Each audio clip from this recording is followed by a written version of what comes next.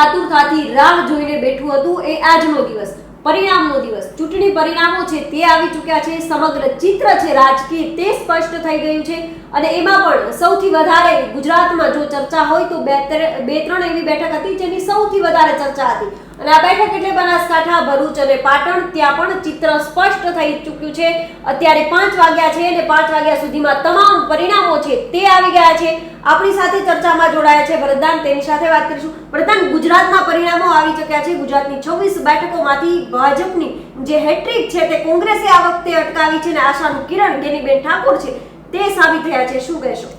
બિલકુલ મમતા, 26 માંથી આમ તો 2014ની આપણે વાત કરીએ, 2019ની વાત કરીએ તો 26 માંથી 26 બેઠક જ્યારથી વડાપ્રધાન નરેન્દ્ર મોદી બન્યા છે, એટલે કે પહેલી વખત જ્યારથી લોકસભાની ચૂંટણી નરેન્દ્ર મોદી લડ્યા છે ત્યારથી ગુજરાતની તમામ બેઠકો છે તે ભાજપના ફાળે છે. પરંતુ પહેલી વખત બનાસકાંઠા બેઠક જેની સૌથી વધુ ચર્ચા હતી. આમ તો ગુજરાતની 3 કે 4 બેઠક એવી હતી. જો ચૂંટણી પહેલાની આપણે વાત કરીએ, જ્યારે તારીખો જાહેર થઈ હતી તે પહેલા એવું કહેવામાં આવી રહ્યું હતું કે એક ભરૂચ બેઠક અને એક બનાસકાંઠા બેઠક.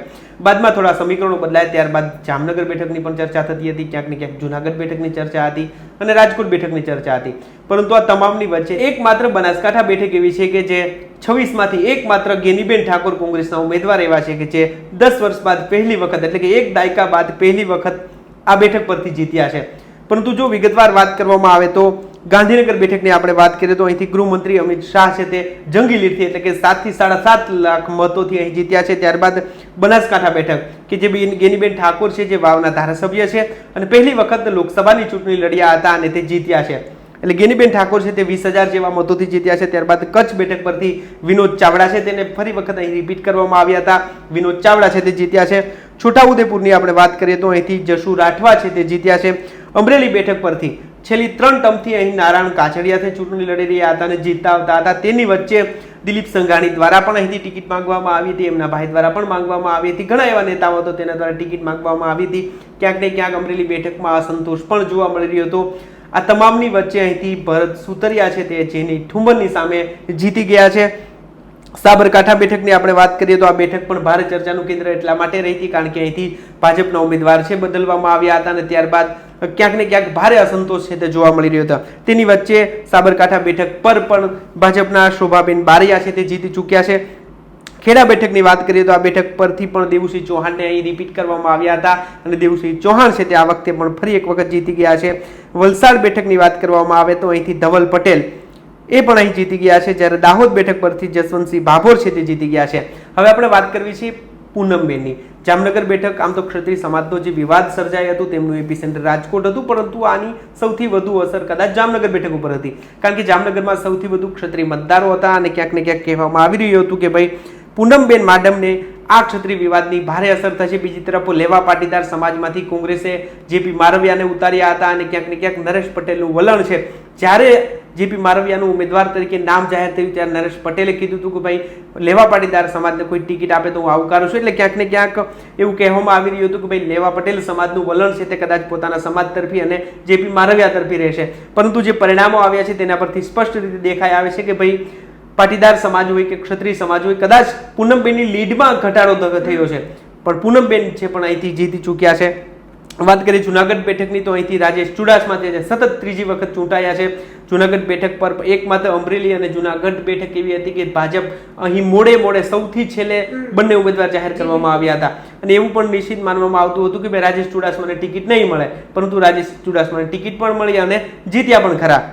હવે આપણે વાત કરીએ મહેસાણા બેઠકની તો અહીંથી હરિભાઈ પટેલ છે તેનો વિજય થયો છે. પંચમહાલ બેઠક પરથી રાજપાલસિંહ જાદવ છે તેનો વિજય થયો છે.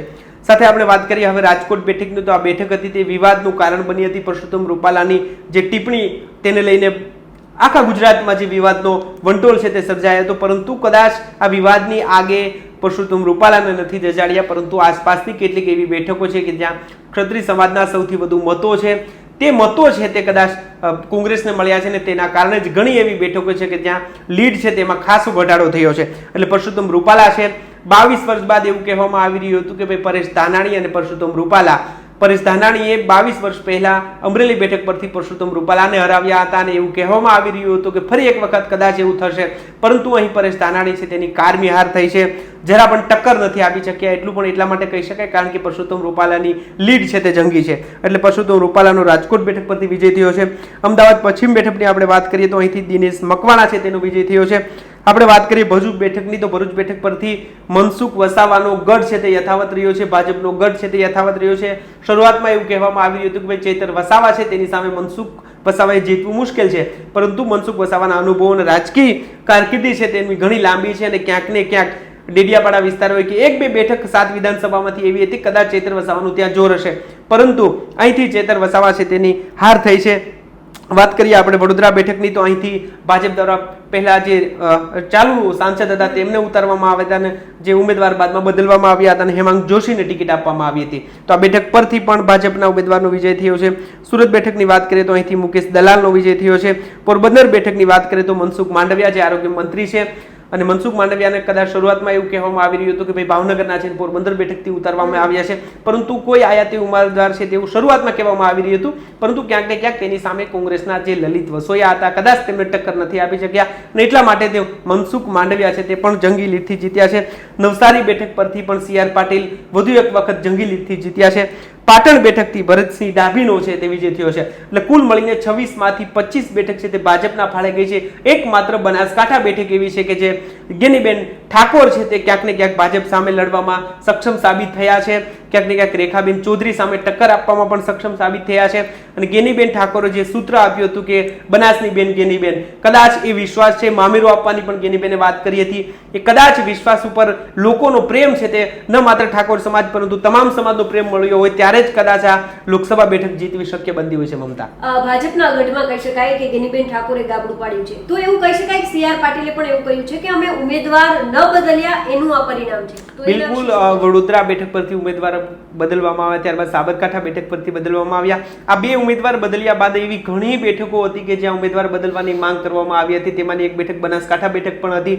એવું કહેવામાં આવી રહ્યું હતું કે ભાઈ રેખાબેન ચૌધરી છે તેને બદલવામાં આવે, પરંતુ ભાજપ છે તે પોતાના જે ઉમેદવાર ઉતાર્યા હતા તેના પર વિશ્વાસ યથાવત રાખ્યો હતો અને નહીં બદલવાનો મૂળ બનાવી લીધો હતો. અને ક્યાંક ને ક્યાંક મમતા એવું કહી શકાય કે ઉમેદવાર ન બદલવાની ભૂલ કદાચ ભાજપને ભારે પડી હોઈ શકે.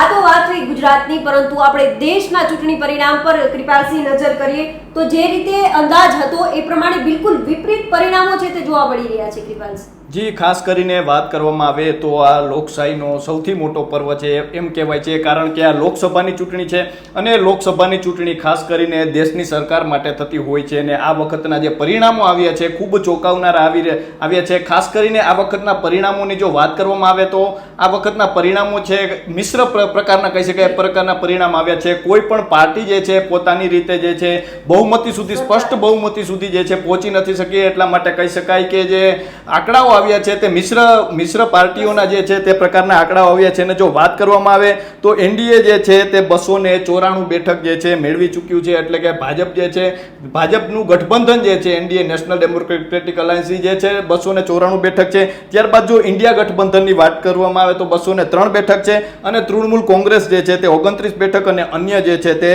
17 બેઠક પર જે છે તે આજે જોઈએ તો તે બેઠક મેળવી ચૂક્યું છે. પરંતુ આ તમામ બેઠકો જોતા કોઈ પણ પાર્ટી ભાજપની જે છે, ખાસ કરીને ભાજપની વાત કરવામાં આવે તો ભાજપ પણ જે છે પોતાની રીતે સ્પષ્ટ બહુમતી સુધી પહોંચ્યું નથી. એનડીએનો જે છે તેનો સહારો લેવો પડશે. અને એનડીએમાં આપણે જોઈએ તો એનડીએમાં ભાજપની સાથે સાથે ટીડીપી છે અને જેડીયુ છે. ટીડીપીની 16 બેઠકો આવી છે અને જે જેડીયુ છે તેની 13 બેઠકો છે. સાથે સાથે શિવસેના જે છે, શિંદેવાડી શિવસેના, તેની 6 બેઠકો છે અને અન્ય સહયોગી જોવા જઈએ તો 14 છે. અને આમ જોઈએ તો આખી એનડીએ મળીને જો સરકાર રચે તો ભાજપનો મેળ પડે એ રીતે આખું જે બેઠકોના આંકડા છે તે પ્રમાણે આવ્યા છે. અને આ વખતે જોઈએ તો તમામ પરિણામો જે છે ધાર્યા બહાર આવ્યા છે. આ વખતે ભાજપે 400 પારનો દાવો કર્યો હતો, પરંતુ 400 પાર તો દૂર, પરંતુ જે પરિણામો આવ્યા છે કદાચ ભાજપે પણ નહીં ધાર્યા હોય. તમામ પ્રકારના જે એક્ઝિટ પોલ હતા તેનાથી પણ વિપરીત પરિણામો આવ્યા છે. અને ખાસ કરીને અનેક એવા મોટા નામો છે જેમની આ વખતે હાર થઈ છે, તો અમુક એવા સ્ટાર ચહેરાઓ છે જેમની જીત પણ થઈ છે. ખાસ કરીને કંગના રનૌતની વાત કરવામાં, મંડીમાંથી પહેલી વખત મેદાને ઉતર્યા છે અને જીતી ગયા છે. અને સામે જો વાત કરવામાં આવે સ્મૃતિ ઈરાની જે ખૂબ ખૂબ મોટો ચહેરો કહી શકાય ભાજપનો, કે જેઓએ ભૂતકાળમાં કોંગ્રેસના રાહુલ ગાંધી છે તેમને હરાવ્યા છે અમેઠીથી. આ વખતે તેઓ ખુદ હારી ગયા છે. એટલે આપણે કહી શકાય કે આ વખતે જે પરિણામો જે છે ખૂબ ઉલટસુલટ આવ્યા છે. અને આ પરિણામો બાદની જે ત્યારબાદ ઉલટસુલટ ખૂબ જોવા મળશે, રાજકીય ઉથલપાથલ ખૂબ જોવા મળશે. કારણ કે અનેક પાર્ટીઓ જ્યારે મળીને ગઠબંધન કરીને સરકાર રચતી હોય ત્યારે ખૂબ આપણે ગઠબંધન જોડવા અને તોડવાના જે આગામી દિવસો છે તેમાં એ પ્રકારના જે પરિમાણો છે તે જોવા મળશે. અને ખાસ કરીને આ વખતે જોવા જઈએ તો પ્રધાનમંત્રી નરેન્દ્ર મોદી છે તેઓ જે વારાણસીથી ઉતર્યા હતા તેઓ 1,52,513 મતથી જીત્યા છે. ફક્ત 1.5 લાખ જેટલી જે લીડ છે તેઓ મેળવી ચૂક્યા છે. એટલે ખાસ કરીને કહી શકાય કે જીત્યા તો છે જ, પરંતુ કહી શકાય કે ક્યાંક ને ક્યાંક લીડ જે છે ઘટી છે. 5 લાખની લીડ ભાજપે જે છે દાવો કર્યો હતો, પરંતુ આ વખતે લીડમાં પણ ક્યાંક ને ક્યાંક ઘટાડો જોવા મળ્યો છે. અને તેમની સામે જે કોંગ્રેસના અજય રામ છે તેઓએ 4,60,000 મત મેળવ્યા છે. એટલે 1.5 લાખનો જે છે ફેર જોવા મળ્યો છે. એટલે ખાસ કરીને જે પ્રધાનમંત્રી મોદી છે તેમને ક્યાંક ને ક્યાંક આ પ્રકારની લીડમાં ઘટાડો જોવા મળ્યો છે. ત્યારબાદ અમિત શાહની વાત કરવામાં આવે તો અમિત શાહ જે છે 7,44,716 મતથી જીત્યા છે. ખૂબ જંગી કહી શકાય, ખૂબ મોટો આંકડો કહી શકાય તેટલી લીડથી તેઓ જીત્યા છે. ગાંધીનગર બેઠક ઉપરથી તેઓ લડ્યા હતા, તેમની સામે હતા સોનલ પટેલ, તેમને હરાવીને તેઓ જીત્યા છે. અને ત્યારબાદ કેન્દ્રીય મંત્રી છે પરસોત્તમ રૂપાલા, તેમની પણ જીત થઈ રાજકોટ બેઠક પરથી. સ્મૃતિ ઈરાની છે 1,61,266 વોટથી જે છે તે હાર્યા છે.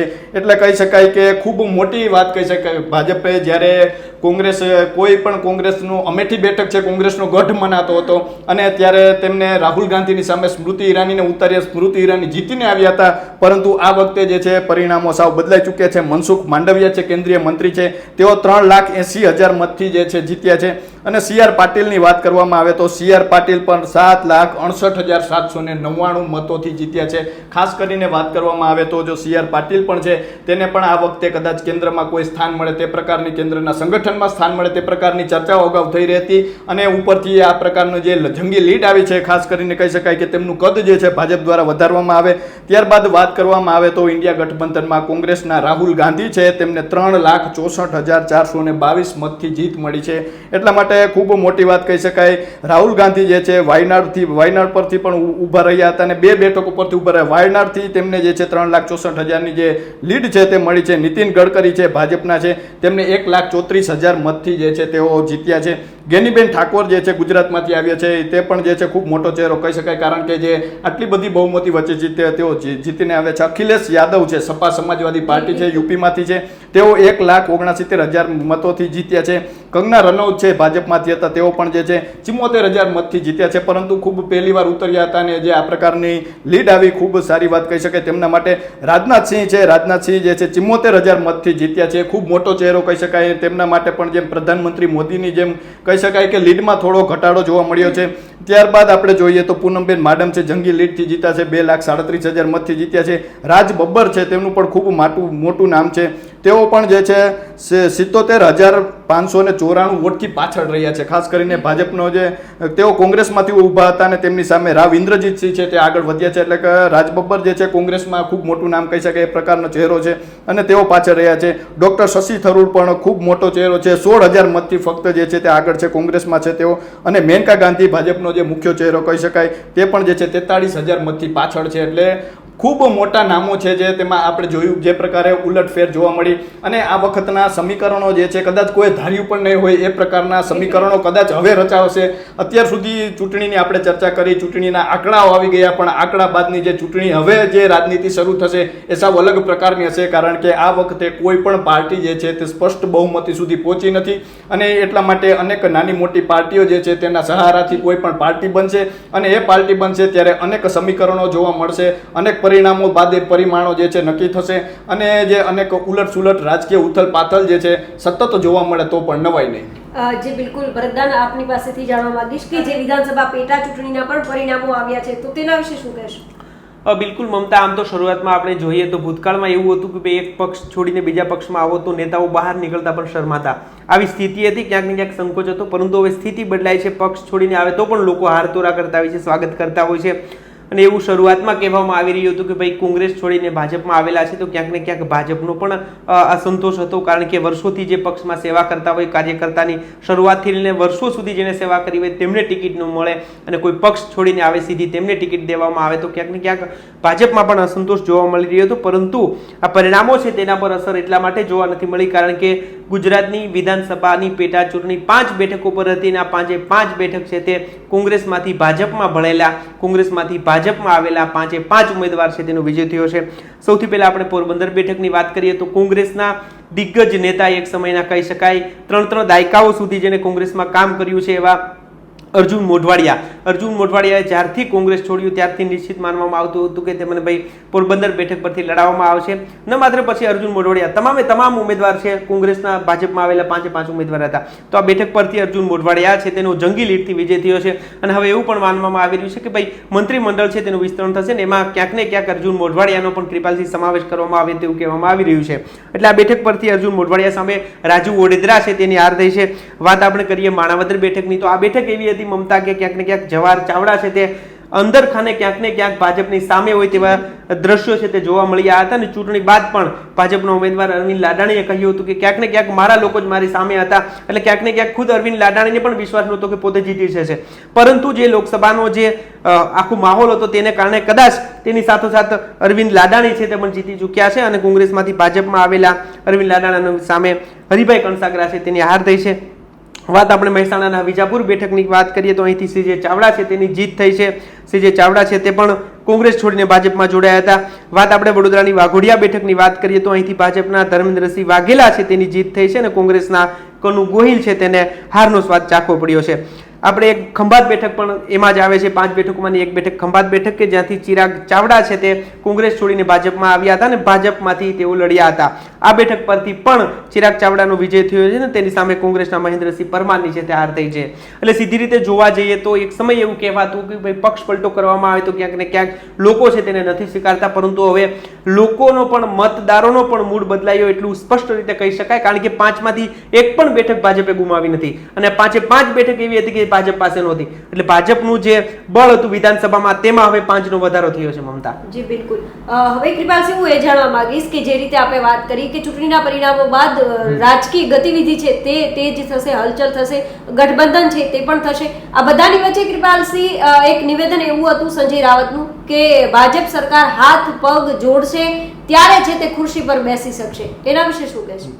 જી, કારણ કે આ વખતે આપણે જોઈએ તો જે પાર્ટીઓને જે મત મળ્યા છે, જે પાર્ટીઓને બેઠકો મળી છે તે એ પ્રકારની બેઠકો મળી છે કે જોડાણ વિના જે છે ખુરશી શક્ય નથી, જોડાણ વિના જે છે તે સાંધ્યા વિના જે છે તે શક્ય નથી બેસવાનું ખુરશી માથે. એટલા માટે જે તમામ પ્રકારની હલચલો જે છે ત્યારથી જ શરૂ થઈ ગઈ હતી. જ્યારથી ચૂંટણી ચાલુ હતી ત્યારથી ટીડીપીના જે ચીફ છે ચંદ્રબાબુ નાયડુ તેમની સાથે પ્રધાનમંત્રી મોદીએ વાત કરી અને તેમના દ્વારા નિવેદન આપવામાં આવ્યું કે ટીડીપી જે છે તે એનડીએ સાથે જોડાણ સાધી રાખશે. ત્યારબાદ આપણે જોઈએ તો જે આપણે બિહારમાં પણ જે છે નીતિશ સરકાર દ્વારા પણ જે છે કહેવામાં આવ્યું કે જે તેઓ પણ જે છે એનડીએ સાથે સંકળાયેલા રહેશે. એટલે કહી શકાય કે તમામ પ્રકારની જે ગતિવિધિઓ છે તે અત્યારથી જ જે છે ચાલુ થઈ ગઈ છે. આગામી દિવસોમાં જે છે તે તમામ પ્રકારની હવે આપણને જે છે ગતિવિધિઓ જોવા મળશે. ખાસ કરીને આપણે જોઈએ તો કોંગ્રેસ દ્વારા પણ આજે પ્રેસ કોન્ફરન્સ કરવામાં આવી છે અને કોંગ્રેસ દ્વારા પણ આજે સાંજે જે છે તે પ્રેસ કોન્ફરન્સ કરવામાં આવશે અને તમામ પ્રકારની જે માહિતી છે તે આપવામાં આવશે. પરંતુ હાલ કોંગ્રેસ અને ભાજપ બંને જે છે કામે લાગ્યા છે, કારણ કે હવે જે પ્રકારની સીટો આવી છે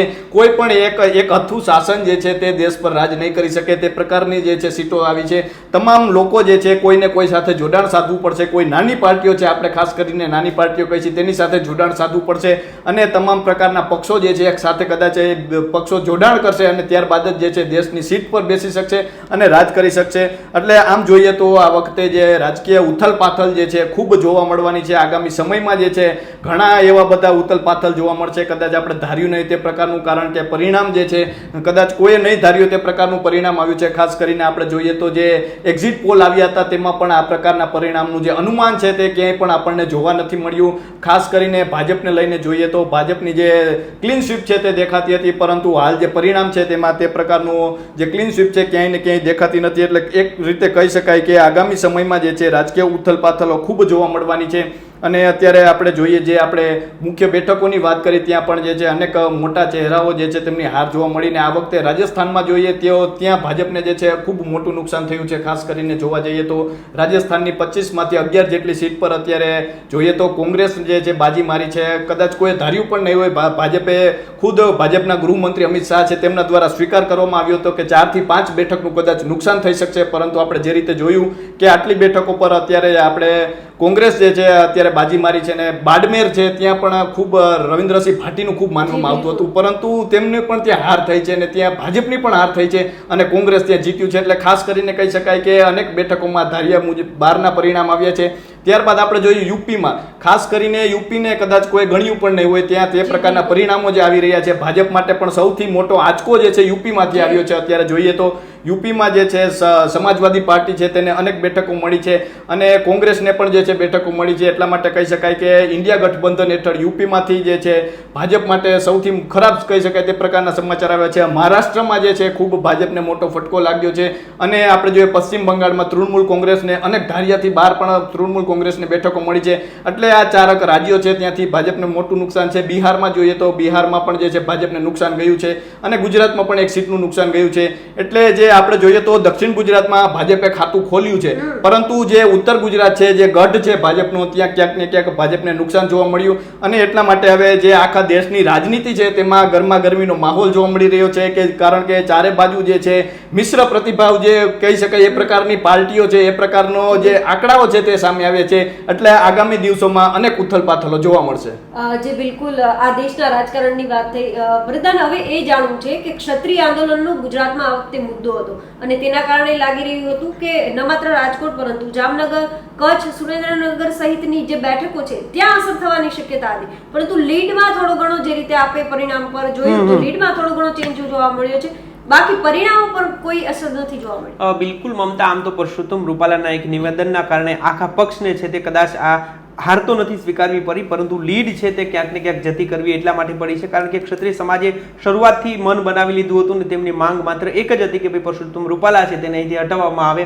ભાજપ બીજા કોઈ પણ ઉમેદવારને ઉતારવામાં આવશે તો ક્ષત્રિય સમાજ તેની સાથે હશે, પરંતુ ક્ષત્રિય સમાજની સંકલન સમિતિ હોય, ક્ષત્રિય સમાજના પદ્મિનીબા વાળા હોય કે ઘણા લોકો દ્વારા માત્ર એક જ માંગ યથાવત રાખવામાં આવી હતી કે ભાઈ પરસોત્તમ રૂપાલાને બદલવામાં આવે, પરંતુ ભાજપે પણ સામે મન બનાવી લીધું હતું અને પરસોત્તમ રૂપાલાને ક્યાંક ને ક્યાંક નહીં બદલવા તે નક્કી કરી નાખ્યું હતું. તેની વાત જો કરવામાં આવે તો પરસોત્તમ રૂપાલા જંગી લીડથી જીત્યા છે. કદાચ પરસોત્તમ રૂપાલાને ક્ષત્રિય આંદોલનની થોડી પણ અસર નથી થઈ, પરંતુ પરસોત્તમ રૂપાલાના નિવેદનના કારણે જે વિવાદનો વંટોળ સર્જાયો હતો અને વિવાદના વંટોળમાં કદાચ જામનગર બેઠક હોય, જુનાગઢ બેઠક પર પણ થોડી ઘણી અસર છે, સુરેન્દ્રનગર બેઠકની પણ છે ક્યાંક ને ક્યાંક. એટલે આ બધી બેઠકો એવી છે કે જ્યાં ભાજપની હાર નથી થઈ, પરંતુ ક્યાંક ને ક્યાંક લીડ છે તેમાં ખાસો ઘટાડો જોવા મળ્યો છે. મમતા, જી બિલકુલ. તો આ વાત થઈ ચૂંટણી પરિણામની. હવે નજર રહેશે કે રાજકીય ઉથલપાથલ આગામી સમયમાં કેવી જોવા મળશે, કારણ કે બહુમતી માટે ગઠબંધન છે તે રચાવા જઈ રહ્યું છે અને કોણ ગઠબંધન રહેશે, કોનું પત્તું કપાશે તેના પર સૌ કોઈની નજર રહેશે. તો અત્યારે બસ આટલું જ. ફરી મળીશું વાત ગુજરાતી પર.